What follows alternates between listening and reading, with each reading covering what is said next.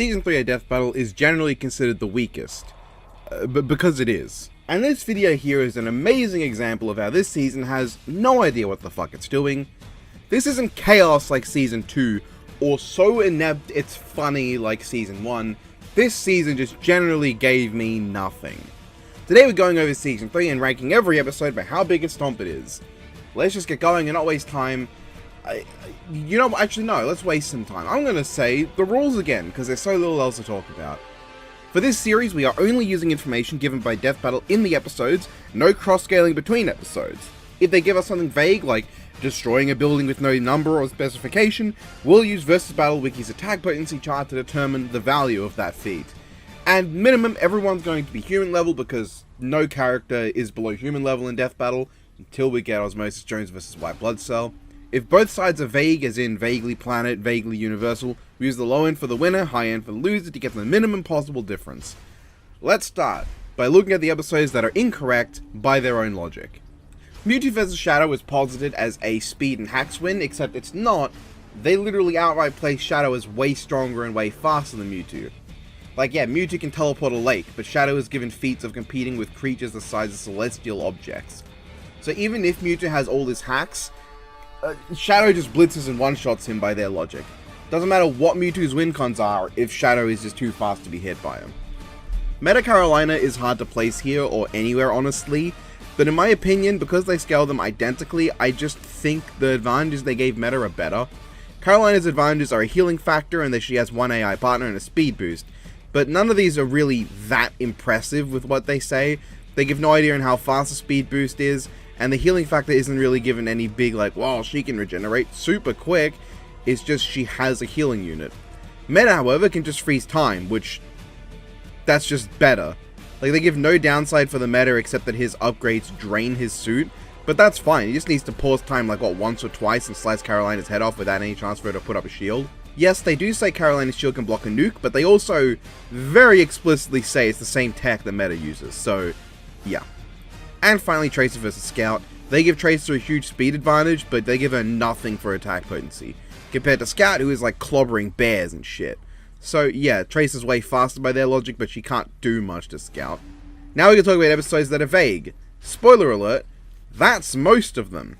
I guess this will be vaguely in the order of which is the closest to least close, I guess. Oh, we'll skip Deadpool Pinkie Pie. I think that one can be excluded for obvious reasons, but if you really want to know where they got, they say Deadpool can survive a nuke, which that is better than Pinkie destroying half a building. But they also say that Deadpool survived that because of his regen instead of durability, and they have similar regen feats generally, popping apart, turn to puddles, yada yada. Here are the vague ones. Hulk vs Doomsday is fittingly one of the more interesting ones to bring up. They give a lot of advantages to both of them. Hulk is given the power advantage. On the sidebar, Hulk is listed as destroying an asteroid twice the size of Earth, while Doomsday is given enough power to tank a blast at his 1/5 planet level, making Hulk roughly 10 times stronger than Doomsday. However, Doomsday is placed at light speed and Hulk only a Mark 5, a huge speed gap. But at their best, they do scale Doomsday to characters who they say can destroy a planet, and they scale Hulk to light speed Sentry in the Worldbreaker form, meaning they're super close in stats. But, by their logic, it is more likely for Doomsday to overtax Hulk's healing factor over time than it is for Hulk to come up with a new way to kill Doomsday. They don't necessarily say that Hulk has no way to kill Doomsday, but rather that Hulk couldn't come up with one as quickly as Doomsday could just simply overcome his healing ability. So in a way, this is one of the closest matchups by their own logic. Joker vs Sweet Tooth gives very little to either, but it does give Needles a power advantage with his Sweet Bot being building level, while Joker's nowhere near that. But they do say Joker can outsmart someone who thinks thousands of times faster than himself, and can one-shot with Joker Venom as well. So, with nothing really to go with beyond the fact they can both one-shot each other, the difference is that Joker can manipulate Needles into position, and Needles can't do that to Joker. Ratchet and Clank vs Jak and Daxter, if taken at face value, is pretty close. Jak's gun can fire supernovas, but Ratchet has a ton of guns that can also one-shot Jak. He can make him dance and basically open up to turning him into a sheep or something. However, they do not give Jak any feats of speed, while Ratchet is given the ability to dodge lasers. So while Jak has a huge destructive power advantage at face value, Ratchet's speed and hacks would win. Dante vs Bayonetta is extremely unclear. In terms of attack potency and durability, Dante can shatter monoliths and chug off meteors, while Bayonetta can throw a satellite with her legs. These aren't comparable at all, but we can compare the only stat they gave both with a number. Bayonetta can dodge bullets, and Dante can run at speeds fast enough to catch fire. The numbers for these given translate to 17,000 miles per hour for Dante, and 1,704.5 miles per hour for Bayonetta, making Dante roughly 9.97 times faster. Flash vs Quicksilver. Flash vs Quicksilver, like Dante vs Bayonetta, is really something where speed is the only difference we can make, which I guess is fitting. They give numbers for Quicksilver's fall that we can calculate with ourselves, but that would result in a completely different unit of measurement from what they gave Barry, and they're not really comparable.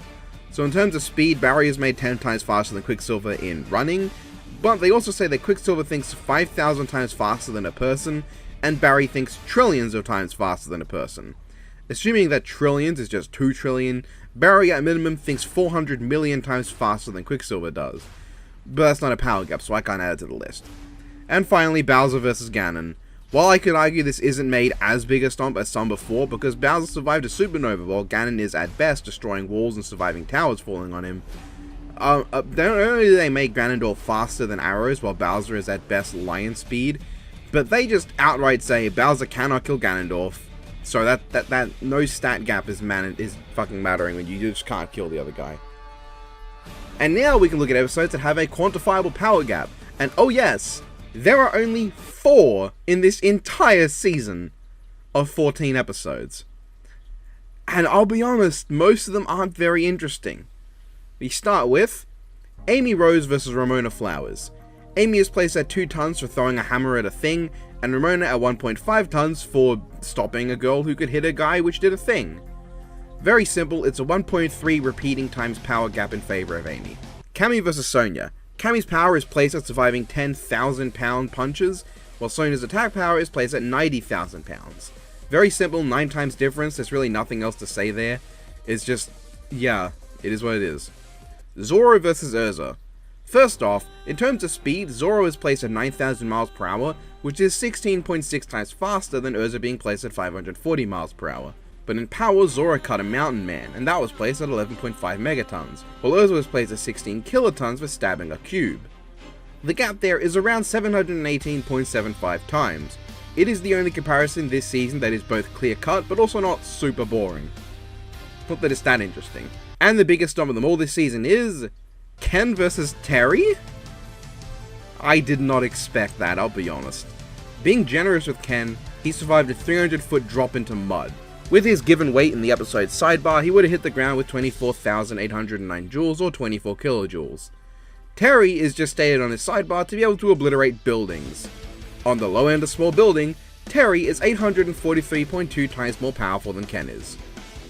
So if you want any really big numbers this time, get fucked. Okay, no, I'm kidding, but yeah, this season, as you might notice from how short this video is, not super interesting, but we are past Season 3, thank God. Now I can move on to Season 4, which I'm actually super curious about. I don't know how this will go, but that's kind of because Season 4-5 is the period of time where I just don't remember what episode's in which season. Those 2 seasons just always congeal together to me. But hey, we might actually get some bigger numbers in that one. I know we'll get bigger numbers in that one. I do know what some episodes are on there, but there are some that I don't even remember, so we'll just have to see how that goes. I'll see you guys then.